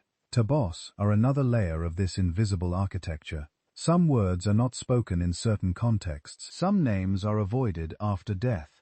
Some animals are not mentioned before a hunt to prevent bad luck. These rules might start as practical tricks, keeping dangerous knowledge private or avoiding conflicts, but they become sacred customs, policed by shame and fear as much as by logic.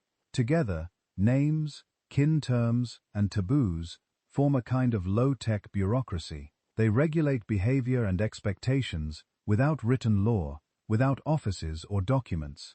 They allow groups of a few dozen people to maintain a coherent shared order over decades. Sound itself carries some of this load. Alongside spoken language, there is music, rhythm, chant, humming. These leave even fewer traces in the ground than speech, but their roots may be very old. Mothers all over the world rock and murmur to soothe infants. The exact words differ, but the pattern, slow, repeating, soft, seems nearly universal. It's easy to imagine your distant ancestors doing the same. A lullaby is more than a tune. It is a tiny ritual that binds two nervous systems together. The baby's breathing syncs to the rhythm. The singer's voice slows their own heartbeat. In a dangerous world that calm matters, group music may have served similar functions, coordinating work, keeping time during long walks, welding a hunting party into a single emotional unit before a risky chase. A simple beat shared and repeated can make many bodies move as one, without anyone shouting orders. All of this speech, story, naming, taboo, song can be thought of as a technology. Not technology made of stone or bone, but of pattern and habit. It costs nothing to carry, yet it lets small human groups do something astonishing. Coordinate at a scale far beyond immediate perception. You don't have to see every member of your band to cooperate with them. You only need to know your role in the stories, your place in the kinship web, the names of those you trust and those you fear. You can negotiate marriages with people you'd never met, because words carry reputations ahead of you. You can prepare for dangers you haven't yet faced, because tales of past winters or past droughts are stored in the group mind. Civilizations much later would use writing, laws, officials, and archives to manage this complexity. Your Ice Age ancestors had none of that. What they had instead was language, a flexible, endlessly rewritable operating system running silently in the background of daily life. In the long stretch before cities, this was the most powerful invention on Earth. It grew slowly, invisibly, each new story adding a tiny line of code, each song strengthening a shared rhythm. While the glaciers advanced and retreated, while species met and mingled and vanished, the human voice was quietly knitting together memories, desires, and fears into something new, a shared world that existed not just outside in rivers and rocks, but inside, in the space behind the eyes. From that shared inner world, new things would soon emerge. Images on stone, beads on string, marks on the body and on the land. The first visible symbols of an already ancient, invisible language. Once the inner world is rich enough, it starts leaking out. You can almost feel the pressure build. Stories piling up, names, memories, rules, fears, hopes. At some point, the tongue and the ear aren't enough. People begin to mark things. They choose colors, shapes, patterns, and they fix them in place. This is where the archaeological record suddenly becomes more than tools and bones. It starts to show us hints of meaning. One of the quiet stars of this record is ochre, iron-rich earth staining fingers, and stone in shades of red, yellow, brown. People were collecting and using ochre at least 300,000 years ago, maybe earlier. In some caves, there are grindstones smeared with red lumps of pigment carried from miles away, neatly stored pieces scored with lines. What was it for? It could have been used on skin to color bodies or hair. It could have been mixed with fat and smeared on hides. It could have served as a preservative or as insect repellent or as a sunscreen of sorts. It might have marked the dead. It might have symbolized blood or life or status or nothing of the kind. We don't know. Meanings don't fossilize, but the persistence does. For tens and hundreds of thousands of years across different human species and continents, people kept seeking out this strange, useful, beautiful earth and altering it deliberately. They ground it, heated it, transported it. That regular effort suggests it mattered for more than one reason at once: practical, aesthetic, symbolic, all braided together. Beads tell a similar and slightly later story. Around 100,000 years ago, maybe earlier, in Africa and the Levant, we start finding small shells, with holes worn through them, smoothed by friction against string or sinew. Some are marine shells found far inland, deliberately carried. Some were pierced with tools. Many are stained with ochre. A single pierced shell could be an accident. Dozens of similar shells in similar layers, all with the same kind of wear, clustered nears, are almost certainly not. String them together in your mind. Think of them hanging around a neck, tied into hair, sewn along the edge of clothing. Now we are in the realm of body ornamentation, where the body becomes a moving surface for symbols. What do those beads say? They might signal belonging. I am one of the people who wear this kind of shell. They might mark life stages, children with one or two, adults with many, a certain pattern, reserved for those who have gone through a painful initiation. They might show skill, a great hunter, or an expert healer, decorated by grateful relatives. Or, they might be playful. Humans decorate for joy, as well as for status. A child may love the way the shells click against each other when they run. Engravings are another faint line in the record. On pieces of ochre, on bone, on ivory, on soft stone, we see repeated patterns, crosshatches, zigzags, parallel lines, sets of dots. Some are clearly byproducts of use. Others seem too carefully made, too symmetrical to be random. Were they numbers, tarries of animals seen, or days passed, or kills made? Were they clan marks, simple logos of identity? Were they idle doodles, someone passing time, enjoying the feel of incision and the emerging pattern? Here too, we have to live with uncertainty. The same pattern might have meant different things to different people, or to the same group at Brick's window. A mark could start as a private signature and turn into a shared emblem, or the other way around. Later still come the more obvious candidates for art in the modern sense. Figurines shaped in stone, ivory, and clay. Tiny stylized bodies with exaggerated features. Animals in the round carefully carved. Many of these belong to the last 40,000 years, but the impulse to shape images by hand may be older. A smoothed pebble that happens to resemble a human form, picked up and cherished. A natural line in rock, deepened and completed to look more like the animal someone already sees in it. Even with these figurines, meaning slips through our fingers. Paleolithic Venus figures with swollen hips and breasts have been read as fertility idols, self-portraits, mythic ancestors, erotic toys, teaching aids, even simple experiments in carving. Any of those explanations might be partly right. None can be proven. If the small portable symbols are hard to interpret, the big ones are even harder and more haunting. Deep in caves in Europe, in Indonesia, in other scattered places, people left images on walls, animals, hand stencils, abstract signs. Many of these paintings and engravings cluster between about 45,000 and 20,000 years ago, but some are older, and there are suggestions that Neanderthals too may have marked cave walls. Why go into the dark to draw? One idea is that these places were ritual spaces separated from daily life.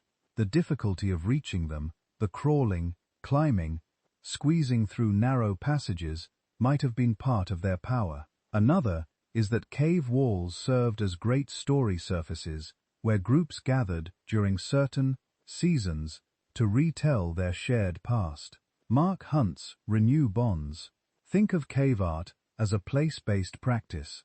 A certain valley, a particular cave within it, specific chambers within that cave, used and revisited as the years cycle. Maybe the herd passes nearby in winter. Maybe people shelter there during storms. Every time they return, they see the old images and add new ones. Children grow up watching the same horses, bison, mammoths on the walls, slowly multiply and overlap. The landscape outside and the images inside become linked in memory. Here is the bend in the river where we trapped the reindeer. Here is the cave where we painted them after. The cave is not just a hole in the rock. It is a memory palace, a seasonal meeting place, a canvas on which the group's stories accumulate. The paintings may have had many functions at once. They might have recorded animals seen, honored animals killed, or called animals hoped for. They might have been connected to initiation rites, to trance states, to music and dance. Or they might also have contained the simple human joy of line, color, and form. Nothing in human life needs to have only one meaning. The same is true of the decorated body moving through that landscape. A line of ochre across a cheek, a pattern of scars on an arm, a certain hairstyle, a pendant made from a wolf's tooth, a bracelet of shell or bone. All of these can be social language. You can read them at a glance if you know the code. They can say, "I am old enough to marry," or "I have lost a child," or "my mother's." "People live beyond the ridge," or "I killed a dangerous animal and survived." They can show who belongs together, parents and children, ally bands, members of a ritual in society, and who stands apart in small groups, where everyone, more or less, knows everyone. This may seem unnecessary, but as networks grow, as marriage partners move between bands, as people meet strangers at seasonal gatherings, visible cues become useful shortcuts. They turn the skin into a passport, a resume, a family tree, all at once. When archaeologists sift a site and find clusters of similar beads, or consistent scar patterns on bones, or repeated combinations of ornaments in graves, they see more than decoration. They see people using symbols to manage the complexities of belonging without any centralized institution telling them how. This is perhaps the most important lesson of all these marks, beads, pigments, and carvings. Symbolism does not wait politely for civilization to appear. It doesn't require cities writing kings or temples. By the time the first towns rise, humans have already been using colors, shapes, and patterns to think with and to think about each other for tens of thousands of years. We will never recover exactly what a spiral scratched into a bone meant to the person who made it, or what song went with the handprints on a cave wall, or what joke was shared when a necklace first settled around someone's neck. Those meanings dissolved with their languages and their lives. But the patterns that remain, the persistence of ochre, the spread of beads, the repetition of certain motifs, the careful choice of caves, tell us that our ancestors were already living in thick symbolic worlds. They saw identities, seasons, memories, and invisible relationships, not just in words, but in things, and those things buried and forgotten, waited quietly in the dark for us to find them again. If symbols travel on skin and stone, they can also travel in space. Once you start noticing beads, ochre, and carved pieces turning up again and again, another pattern slowly comes into focus. Some of these materials are far from home. Obsidian is one of the clearest examples. Volcanic glass, sharp enough to split hair, formed only in particular eruptions in particular places. When archaeologists map obsidian sources and then analyze the chemistry of obsidian blades and flakes at ancient campsites, they can match them like fingerprints. Again and again, they find the same thing. Tools sitting hundreds of kilometers from the volcano that made them. It's the same with certain shells.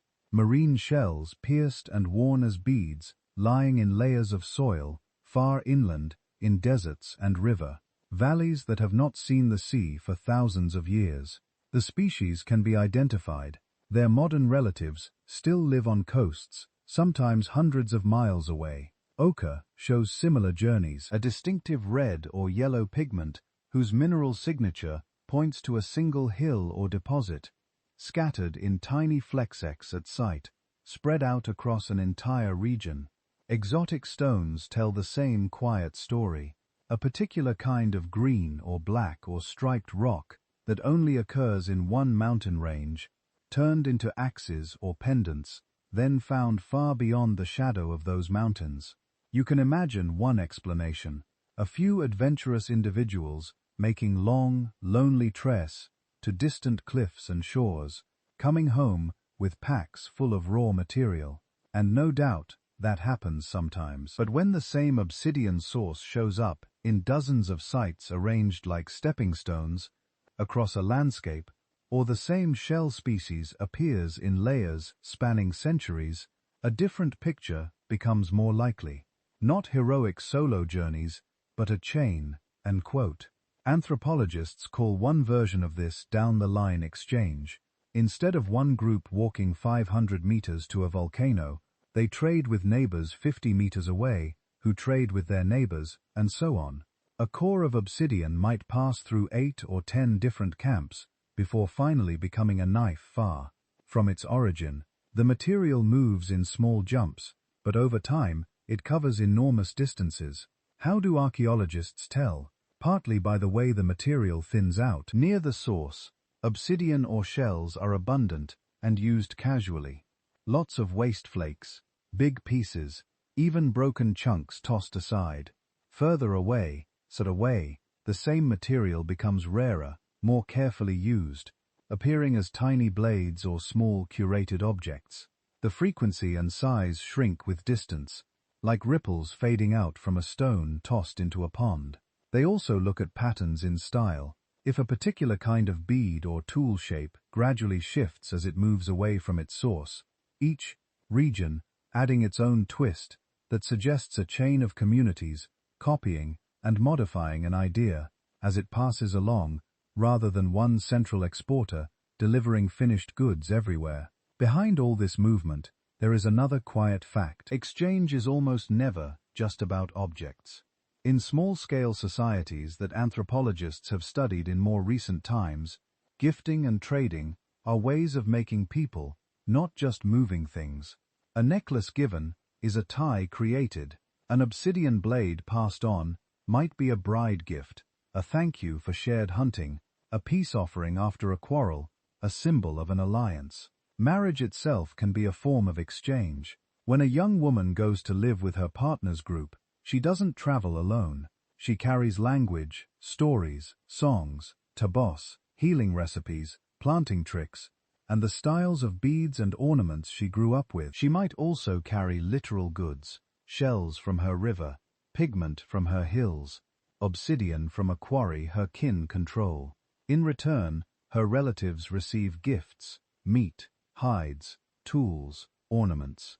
More importantly, they gain a partner band, a place where a hungry child might be sent in a bad season, where news will travel quickly, where help can be asked without shame. Over time, these strands of marriage, gift, and memory weave into networks that can stretch for hundreds of miles. They thicken at certain points.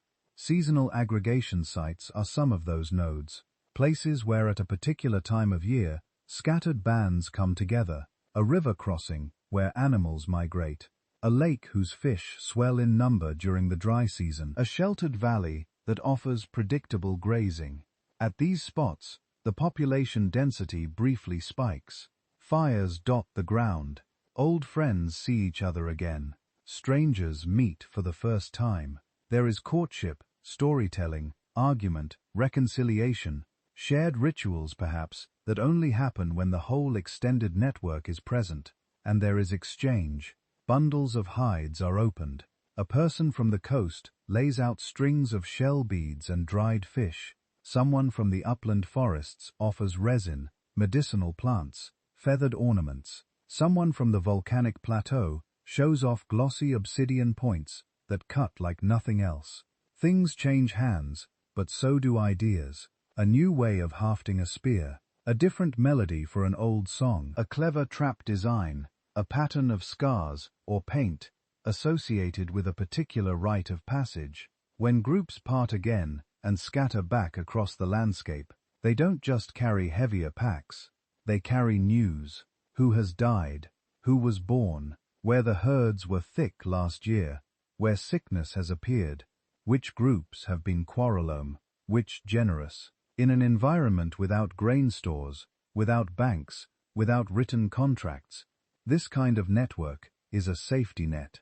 If your local hunt fails, you know which distant kin you can visit. When a drought hits your valley, the memory of past gatherings tells you which river valley is more likely to have water, which group once shared food with you and might do it again. Food doesn't have to be stored only in baskets or bellies. It can be stored in relationships. Innovation moves along these same paths. A new kind of barbed point, invented in one corner of a continent, can spread over 1,000 miles within a few thousand years, faster than genes, but slower than gossip. A certain pigment recipe, giving a deeper or more durable red, can quietly colonize bodies and caves far from where it arose. None of this requires markets in the modern sense. There is no universal currency, no posted prices, no centralized authority enforcing contracts. Obligation is written in memory, not on clay tablets, and yet something recognizably economic is happening. The circulation of scarce resources, the balancing of risk, the strategic creation of ties, identity shows up again, threaded through it all. The materials you bring to a gathering say something about where you come from. A certain shade of ochre is from the people beyond the ridge. A specific shell species marks those whose relatives live near a particular coast. A distinctive way of shaping a point or arranging beads may function almost like a regional dialect, instantly legible to those who know, invisible as a code to outsiders. Objects become social signatures. They say, "This is who we are connected to. This is the path we walk. These are the stories that lead to us." When archaeologists map these signatures across time and space, they see connection, clusters of sites sharing styles, chains of exotic materials fading with distance, sudden appearances of new forms that hint at contacts long ago, long before coins clinked in marketplaces, or merchants kept accounts on papyrus. Human lives were already entangled in a wide, shifting web of exchange. Not a global economy, but a continental nervous system carrying materials, memories, and meanings from campfire to campfire, year after year, generation after generation. Those gatherings, those exchanges of meat and obsidian, and songs, hint at something else too. If people are moving materials and stories across hundreds of miles, they are probably also moving meanings, ideas about what is dangerous, what is powerful, what is forbidden, what is sacred. We don't have their prayers. We don't know the names they whispered into the dark, but we do have their dead. Burials are one of the clearest windows we get into the inner worlds of Ice Age people. The body itself is a canvas where meaning is written even when nothing else survives. Sometimes bodies are left in simple pits. No grave goods, no obvious offerings, just careful placement. The care itself matters. Someone dug, someone carried, someone chose a spot and laid the body there. In other places, the graves are anything but simple. There are skeletons dusted thickly, with red ochre, as if bathed in color. There are children buried with beads counting in the thousands, each one shaped and drilled by hand. There are adults laid to rest, with tools, animal teeth, ornaments, sometimes antlers framing the head like a crown. Each of these choices is silent speech. You don't give a child a necklace of hundreds of painstakingly worked shells if it means nothing. You don't scatter precious pigment over a body unless color itself has a role to play in the story of death. What were they thinking? We can offer possibilities, not certainties. Maybe ochre stood for blood or rebirth, or the earth itself embracing the body. Maybe tools and ornaments were gifts for a journey elsewhere, or marks of who the person had been. Maybe beads counted kin, or seasons, or achievements. Across many hunter-gatherer societies, known from recent history, death brings danger and obligation at once. The dead must be honored, appeased, remembered. Their presence lingers in places and objects. Forgetting them feels risky. If anything like that was true in the deep past, then burials were not just private grief. They were ritual acts, moments when the group came together around a body and for a while moved in a shared pattern.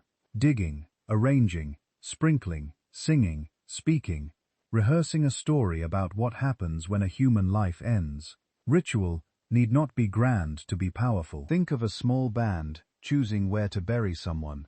The selection of the place is already a kind of map of meaning. A certain slope becomes where our people lie. A bend in the river becomes the edge between the living and the dead. Over time, that place gathers memory. People avoid shouting there. Children are told not to play too roughly. When the band returns in later seasons, someone might pour a little water on the ground, or leave a scrap of food, or speak a name. No temple stones rise. No priestly class appears. but a sacred geography, slowly thickens. You can see hints of this in the way certain landscapes are used again and again. Caves are one obvious example. They are shelter, yes, but also more than that. Some caves contain layers of occupation and art, hearths and burials, as if multiple generations kept returning to the same dark, echoing spaces. For people whose days are spent under open sky, a deep cave would be another world. Cold, still, quiet. A place where your own breathing sounds loud, where firelight catches stone and shadow in strange shapes. It does not take much imagination to see how such places could become special.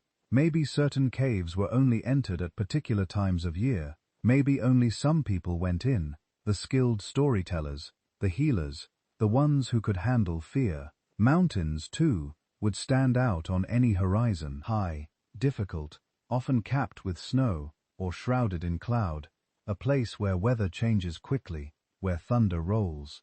Many later cultures treat mountains as the homes of gods or spirits. It is at least plausible that Ice Age people also saw them as the dwelling places of powerful forces. Water sources would have their own weight, springs that never ran dry, even in bad years, lakes that seemed to rise and fall with the seasons, rivers whose floods both destroyed and renewed. If your survival depends on water you cannot control, it is easy to feel that rivers have moods, that springs can be offended or appeased. Animals, too, push their way into the sacred. Think of reindeer or bison, mammoth or horse appearing year after year along the same migration routes. Their numbers, the difference between hunger and plenty. A successful hunt might feel like more than skill. It might feel like a gift. A failed hunt might feel like a rebuke. Some animals are dangerous in other ways. Big cats, bears, wolves, predators seen rarely, half glimpsed at the edge of firelight or heard howling in the night. They would be obvious candidates for stories about spirits, guardians, enemies, or teachers. When you see a cave wall covered with overlapping outlines of animals painted and engraved over centuries, it is tempting to think of shrines, places where people came not just to depict what they saw, but to negotiate with it, to call animals into existence, to thank them or ask their return. We should be careful here. The idea of shamans leading trance dances in painted caves is attractive, but the evidence is thin. We can't interview the artists. We don't know the songs that went with the images. What we can say is this: humans have bodies and nervous systems like ours today, and those bodies are responsive to certain practices in very predictable ways. If a group dances in unison around a fire for hours, moving to a steady rhythm, their breathing and heart rates sync, their sense of individual boundaries softens. They may feel as if they are part of one larger thing. If a particular person fasts or isolates themselves, or stays awake through a long night of chanting and drumming, they are likely to experience visions, patterns, lights, the sense of a presence, voices, speaking in the quiet of their own minds. If you add psychoactive plants or fermented drinks where available, the intensity increases. None of this requires modern neuroscience to understand in practice. People everywhere have discovered these technologies of experience again and again. Dance, deprivation, repetition, storytelling, music. They are cheap, reliable ways to shift consciousness. Whether or not we call the specialists who manage these experiences shamans, some individuals would have been better at it.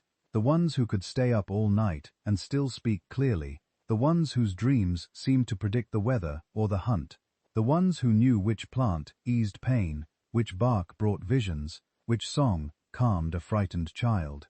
In small bands, such people might not have been separate castes. A good hunter could also be a good visionary. A skilled midwife might also be a keeper of certain stories and rituals. Authority would have been woven from multiple strands: age, competence, charisma, and a stration for walking safely along the edge between ordinary and extraordinary experience.